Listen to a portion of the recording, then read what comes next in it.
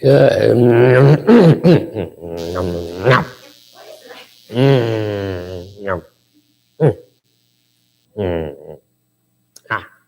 Good morning. Good morning. Yep. Just like a car trying to start in the morning. You know, you gotta have to crank it a few times. Hopefully you guys are doing well this morning. Hopefully had a great week. Enjoying the weather, enjoying God's beauty all around us. This morning we're going to be in your books. We're going to be in lesson number 5. Lesson number 5 in your books will be in 2 Samuel chapter 18, 19 through 33. 2 Samuel chapter 18, verse 19 through 33.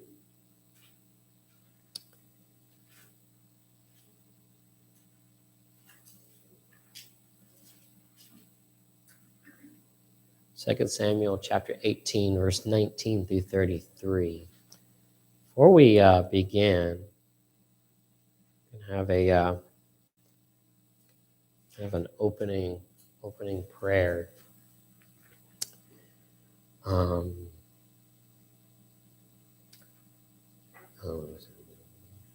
Brother Roland, can you pray for us? Most gracious Heavenly Father, it's an honor and a pleasure to be here. Praise you, God, with thanksgiving in our heart. I'm thankful for the abundant blessings you have bestowed us with, God, and we just ask that you search our hearts, our minds, our bodies, and souls, and remove any sin that we may have committed, that God, we don't be in right standing. And just ask that you give us that, just watch us with your words and protect us as we go through this service of life. Just thank you for all these and many other blessings. Thank you. So we've been looking at a theme with sin. What is it that we've been talking about sin? What about sin? When we do sin, what usually happens afterwards? Consequences. Exactly. There's consequences. As we've been noticing so far with King David,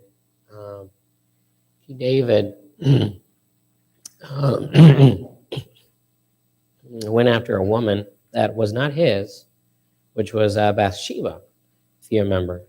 And that takes place in 2 Samuel chapter 12, before verse 15 through 25. But 2 Samuel 12, that's in the first lesson what we looked at. And he goes after a woman, and she's already married. And of course, you know, we remember the story that he sees her on the balcony, you know, I believe showering, and he has this love for her, this lust for her.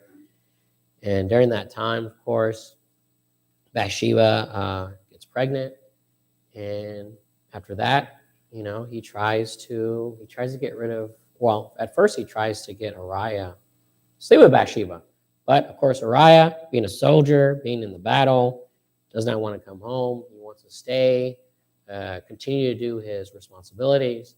Of course, making all this even more difficult. David trying to hide his sin. And of course, eventually, Uriah ends up dying in the battle.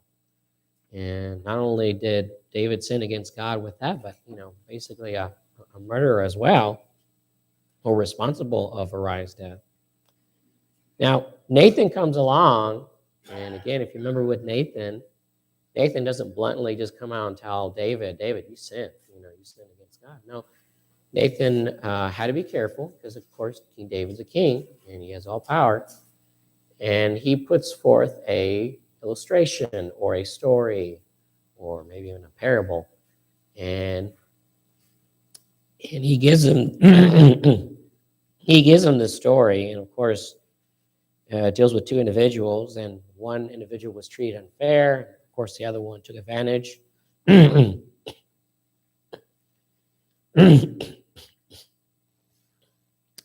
And King David could see that. And once he noticed that this individual was treated unfair, Nathan pretty much comes out and says that thou art the man, that you are the individual responsible. You've sinned against God, with Bathsheba. Because of that, your household, the sword is never going to be let down. The sword is always going to be in your household. There's always going to be basically violence. There's going to be consequences because of your sin. Now, not only that, but he loses one of his sons, which is Bathsheba, who she's carrying, and that child dies. But another child comes along, and that's Solomon that they bear, him and Bathsheba. Now, that gets away from that story with Solomon, which you'll see more of him later on. But he does lose one son. Now, in 2 Samuel chapter 13, verse 23 to 39, and that's in lesson 2, we look at two individuals, two sons of David, from different wives. And that one has to do, we looked at Absalom, and we looked at Amnon, and that story deals with Absalom's sister, and Amnon, wants to sleep with Absalom's sister. And of course, he does it. He takes her by force and everything. And after everything was said and done, Absalom went to his father. Of course, his father was angry because of the situation, what Amnon did. And, Amnon, we didn't really see anything that David did anything to Amnon. But Absalom did not forget about it. His sister was ruined. That was it. She was, no one married her. That her life was practically ruined. Especially Amnon didn't take her as his wife and did the right thing. But about 2 years passed by, and Absalom is plotting to kill Amnon. And so he has this big party, and he invites all of his brothers and everything, and they have this party, and Absalom ends up killing Amnon. And because he does that, Absalom runs away. And not only that, David has lost a second son. He's lost another son. And of course, he's sorrowful because of it. And he still loves Absalom. And Absalom leaves, and he goes and stays with his grandfather. And for years, he tries to get Absalom to come back. Well, maybe not years, but a good while. And Absalom does come back, and we don't really see any restitution. We don't really see where David goes to him, or he goes to David. And finally, it's been about 2 years since he's back in Jerusalem. And Absalom, he's had enough of it. He hasn't talked with his father. The situation hasn't gotten any better. And so he gets the attention of David's servants, and he ends up finally talking to his father. But it seems that he's also on house arrest as well, because he needs responsibility to leave Jerusalem from his father. Well, even after that situation, the relationship seems it's still not fixed, And Absalom starts mingling in David's kingdom, talking with the people. He starts now thinking that, what? I think I can do a better job, And for all those who had trouble and problems coming to David, Absalom starts telling them, many ways, as a politician in some ways, if this was taken to me, I would take care of it. I would take care of your troubles. And of course, he does that. He does that with individuals who come to him. And so we see that Absalom, he's building this popularity and he's planning to overthrow his father. Now, he ends up doing that. He ends up overthrowing his father, and his father ends up fleeing. And same way that he was fleeing Saul. Saul was trying to kill David. And so Absalom tries to kill his own father, and there's this great battle that happens. And of course, David, awesome soldier as he is, a planner, he takes his men and everything, and they go and they fight in this great force. And one of the soldiers see Absalom. What was one of the things that Absalom had? One of the, extremely long hair. And well, this forest is thick, a lot of trees, things such as that. Absalom, his hair gets stuck basically in the tree. And so he can't get off, he's just helpless. And so one of David's soldiers see him from the distance. He runs back, and he runs into Joab. And what did Joab say? What did Joab say? Y'all remember what Joab said? Why did you kill him? Joab said, why didn't you kill him? Now, I missed one part. What did David say? Now, David stayed behind. He didn't go into the battle. He wanted to go to the battle, but his men said, no, you should stay back. It's too dangerous for you. We don't want you to something bad happen to you. And of course, David had a really big request. What did he say? Don't kill my son Absalom. Don't kill him. Basically bring him back. He doesn't want that to happen. He's a father still. Still has his love for him. He always loved Absalom, even though he's trying to kill him. But Joab is frustrated. He's mad. And again, Joab takes things in his own hands. And Joab goes and he runs him through with the spear. So did his other companions that are around about him. They run him with the spear. And so Absalom's dead now. And so now we come to this conclusion here of Absalom's death. And in lesson number 4, we're going to be looking at Absalom's death. And now we've kind of caught up here. Again, we'll be in 2 Samuel chapter 18, 1 through 15.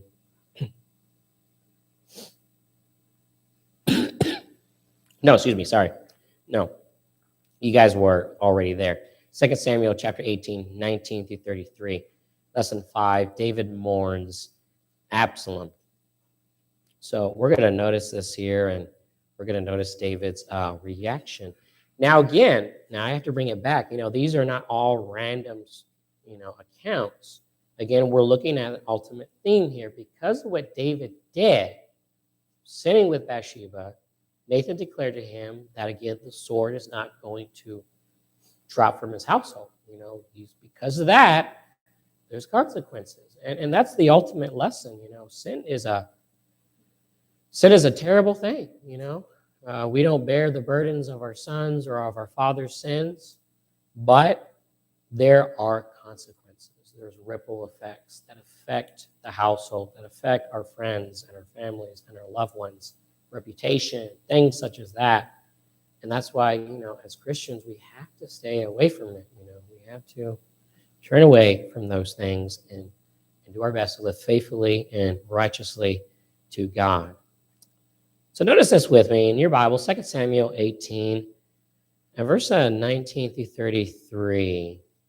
19 through 33, or excuse me, 19 through 23. Notice the contest of report. It says this. Then Ahimaaz, the son of Zadok, said, "Let me run now and take the news to the king, how the Lord has avenged him of his enemies." And Joab said to him, "You shall not take the news this day, for you shall take the news another day. But today you shall take no news, because the king's son is dead." Then Joab said to the Cushite, "Go, tell the king what you have seen." So the Cushite bowed himself to Joab and ran.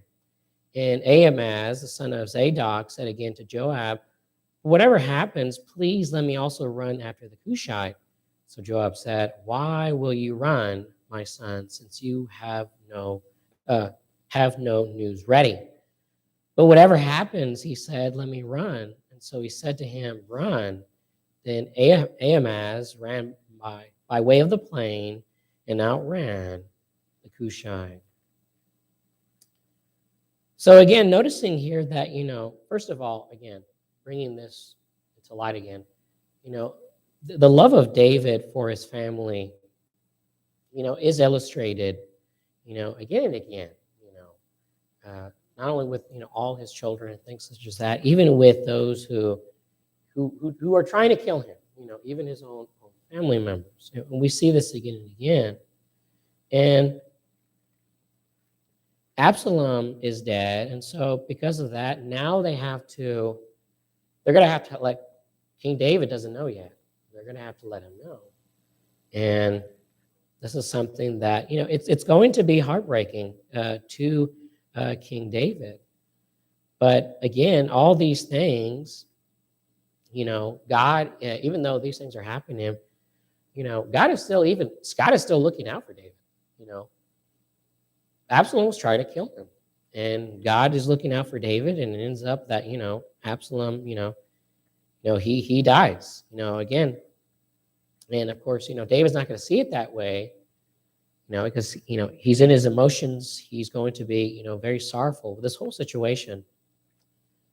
But when David was being driven from Jerusalem, again, among those who stood beside him, and we have some interesting individuals that you'll find when you read this whole account. In 2 Samuel 15, verse 24, you have a few priests, Zadok and Abiathar.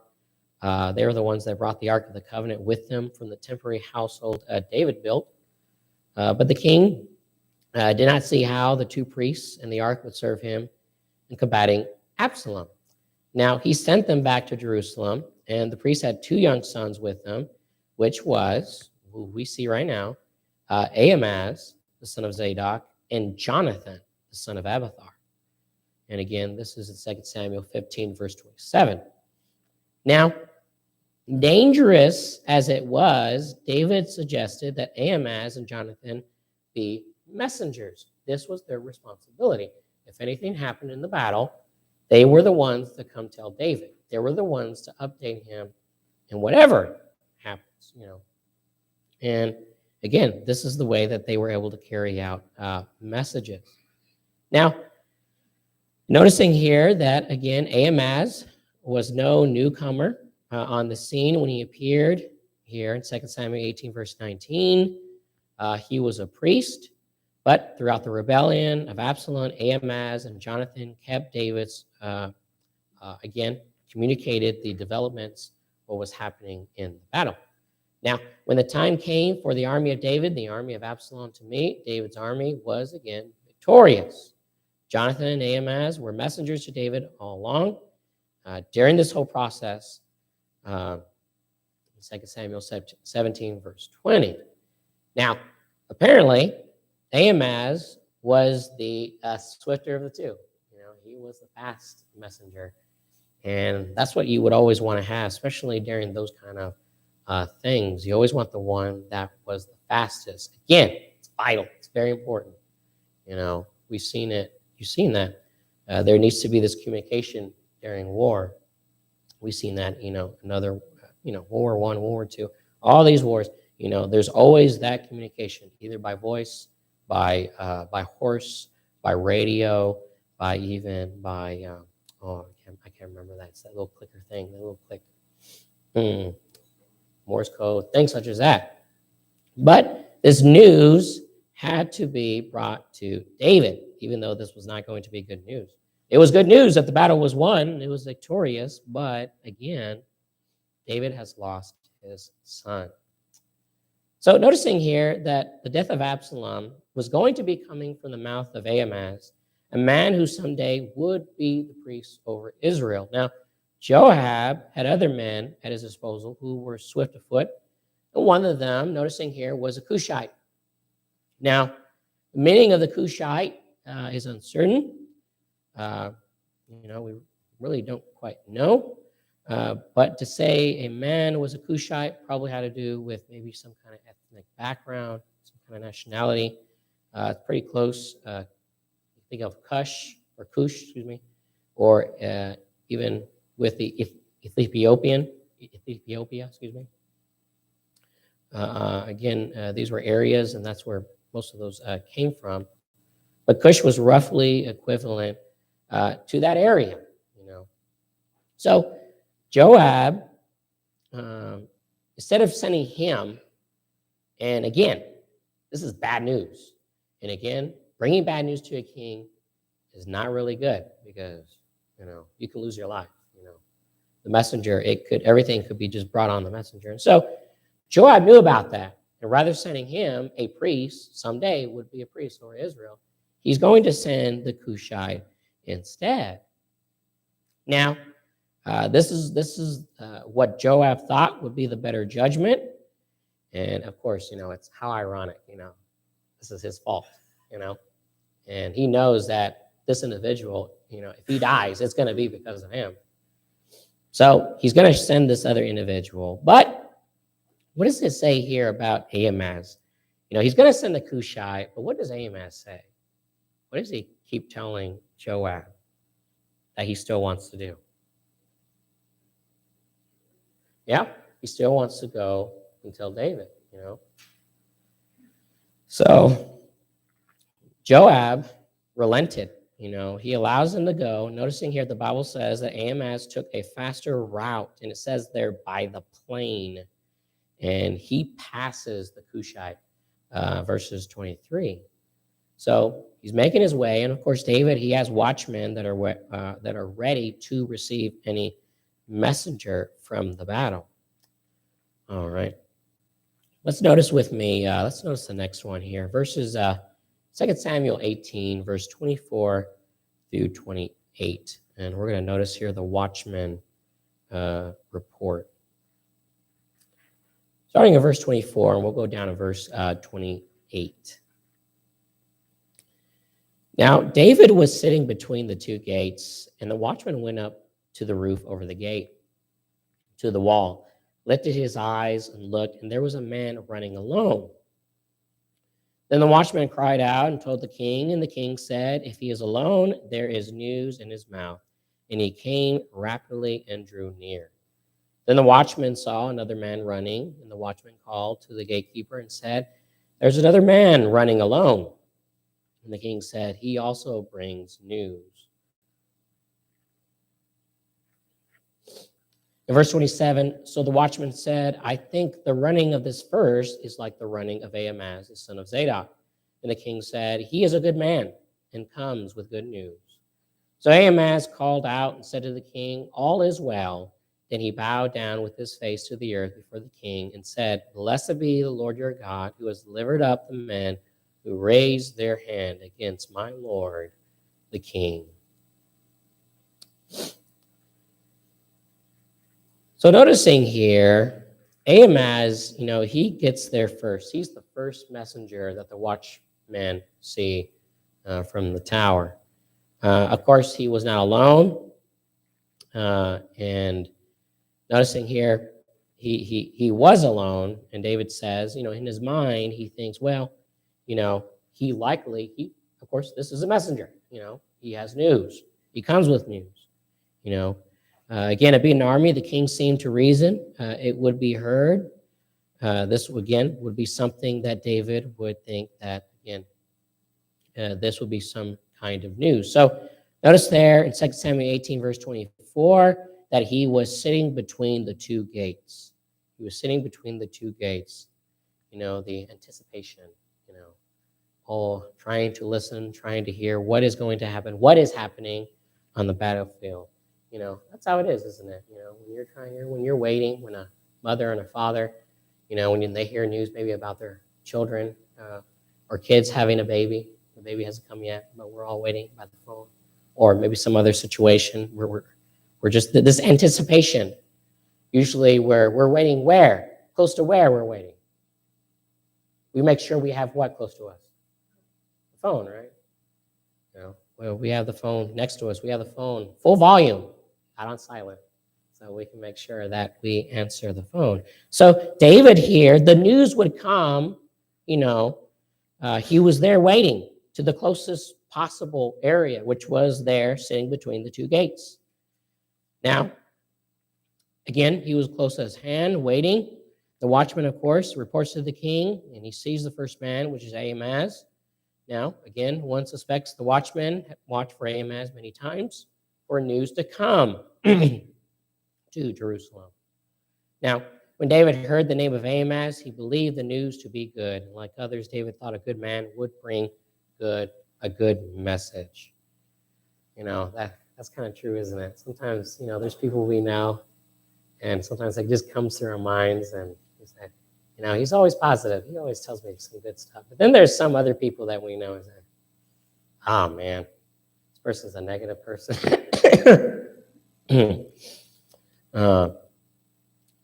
But holding back his message until he was present of the king, Ahimaaz declares in verse 28, all is well. All is well. And he says in verse 28, blessed be the Lord your God who had delivered up the men who raised their hand against my lord the king, he says to David. So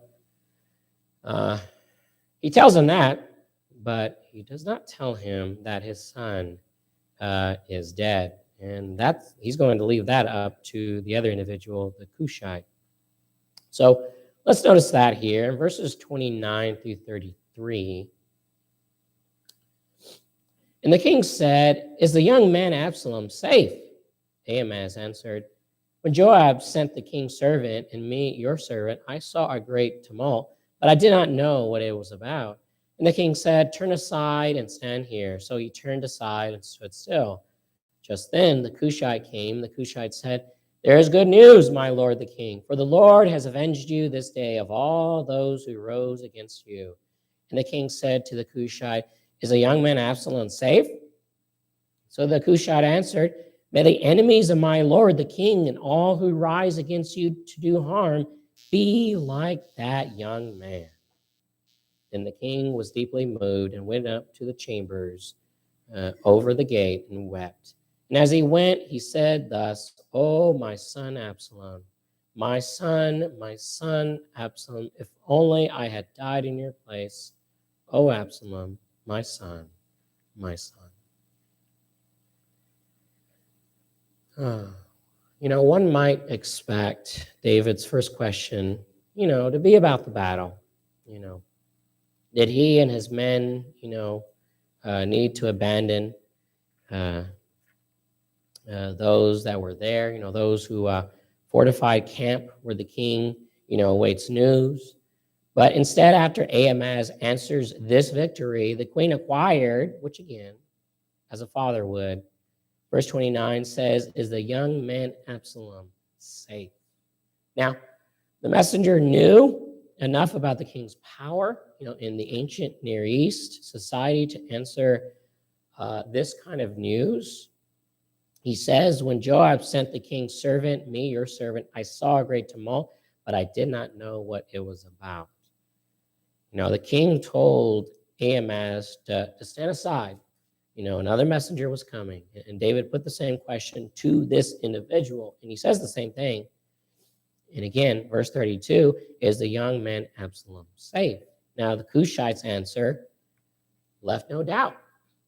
And noticing he says, may the enemies of my lord the king and all who rise against you to do you harm, he said, be like the young man. Now, again, this is good news. His enemies, that's it. They're destroyed. They've conquered the battle. This would be news that, again, someone who's being chased and who's being someone that's trying to kill him, this would be something that you would want to know. But as we've noticed here, David cares about his son. He only cares about his son. And we see that. He says it, through 3 times. He wants to know how his son is doing. And of course, the messenger, he says here that, all those that were trying to kill him, all their enemies, let them die, just like this young man. Oof. What does David do? What's his reaction? He weeps, doesn't he? When David heard this news of Absalom's, that he was dead, notice here the Bible says, it's a very strong emotions here that are going through David. It says, deeply moved, and went up to the chamber over the gate and wept.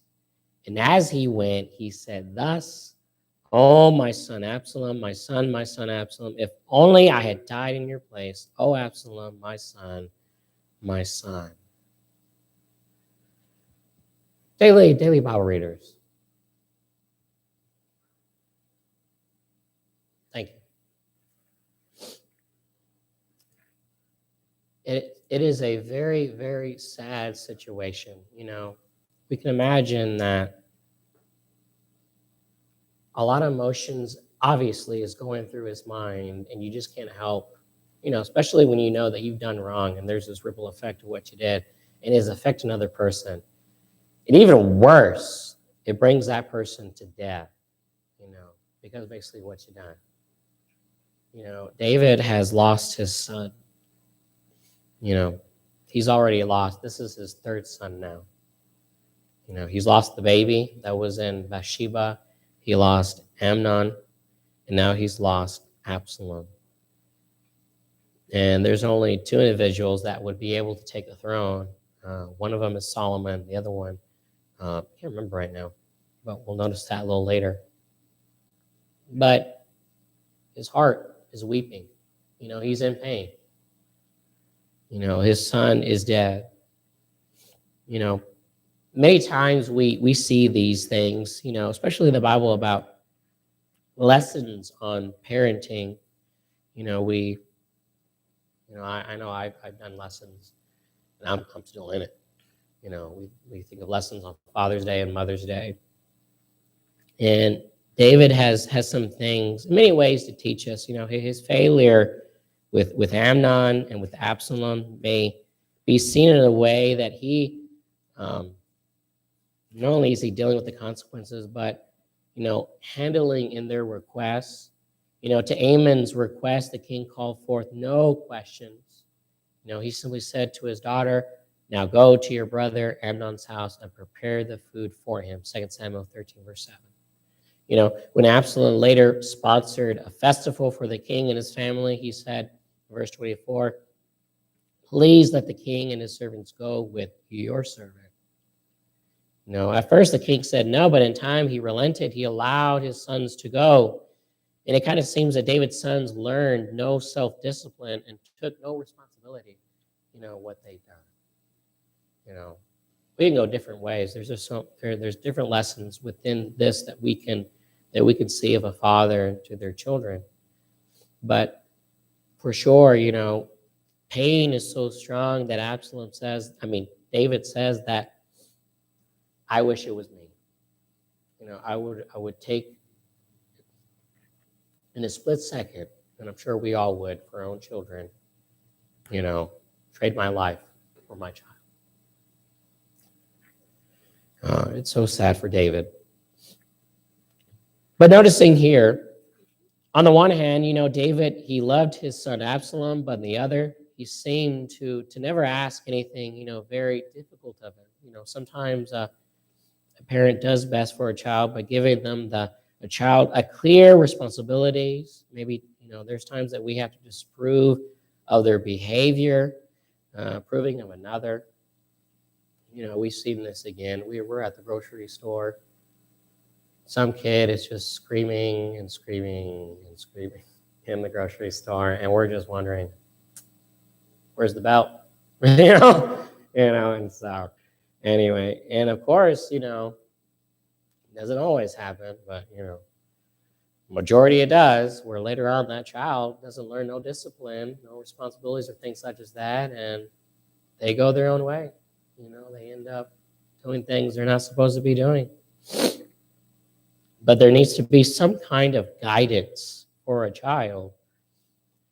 But after the death of Absalom, David lived to see a day when his sons, again, these are the two sons, Solomon and the second son, Odijah. These two both wanted to be king. Odijah was next in line, but Solomon was a son of his favored wife. which was Bathsheba. Now, when Odijah wanted to be king, the Bible says that David did not rebuke him in any way. He was going to allow his son Odijah, even though he didn't come from his favorite wife, he was going to allow him to be king. But a father or mother does well to expect good things of his children. They also must expect respect or have respect, for order. But apparently David was an older man by the time Absalom revolted. And as a result of Joab's killing Absalom, David attempted to replace him as his army commander. Now, the kingdom, during this time, if you keep reading, the kingdom is in turmoil. When the new army commander failed David, Joab came to the rescue. Now the king, given his sons the responsibilities he gave Joab, the kingdom might have ended maybe better or in a better order. But after this, and we probably read this maybe later on, maybe in the next lesson, that David returns. Again, David is mourning because of the whole situation that, his son Absalom is dead. And there's a point that Joab comes back and he finds about this whole situation. And Joab basically is telling David, your enemy is dead. You need to stop crying. Jerusalem needs you. Your people need you. If you don't stop this, because again, you have to remember, this man tried to kill you. And you mourning for him, it's not going to look good among the people. But anyway, we'll get to that. We'll get to that later on in the next lesson. So any thoughts here? Any thoughts of this account here with David and his son's death? Any thoughts maybe about as a parent, discipline, responsibilities? Yes, it is. Mm-hmm. Yeah, it's just very tragic. And again, that's what we see, because of what David has done. It's just there's, as many of us would say, drama in the household, and there's just so much ripple effects of what he done, and it just goes down and down. And not only that, we've noticed too that when Amnon took Absalom's sister, and Absalom and his sister went to David, telling about what Amnon did. It seems like David kind of like slapped on the hand kind of thing. He didn't do anything to Amnon. Amnon was the next one in line to be king. And we would have thought maybe he would have took that away. He would have gave it to Absalom instead. But we don't read that. So, and again, we don't know what he did, but in my own thoughts, because after that, Absalom, for 2 years, plots to kill his brother. And, one plotting, especially, you can just think that, there wasn't no restitution. Nothing was right. Nothing was made right, And if David maybe did something, maybe that would have not happened. Maybe we would not have gotten to this point, But, the thing is, I don't want to be harping on David or anything. David's a good man, It still says he was after God's own heart, But he did make mistakes, and that's just something that we see. We're all going to make mistakes, Especially even with our kids, with relationships and things like that. But the thing is, what we see here, we need to make restitution. That's a lesson there. We have to make restitution as soon as possible because resentment, things like that can totally destroy any relationship. Roland. Yeah, so I was just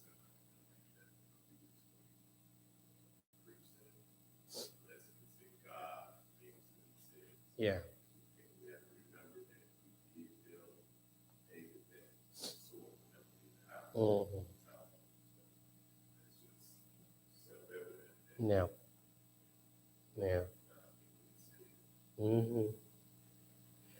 Exactly. And I mean, even though, that the sword is going to continue to be there, does that mean that God hates David?